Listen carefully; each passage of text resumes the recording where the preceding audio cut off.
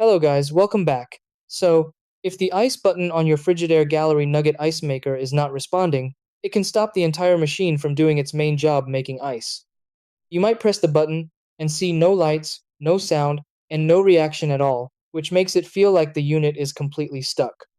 In many cases, this isn't a serious hardware failure, but a control or touch panel issue caused by moisture, residue, or a temporary system glitch.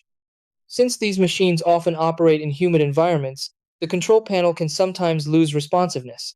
The good part is that this problem can usually be fixed without opening the unit or replacing parts.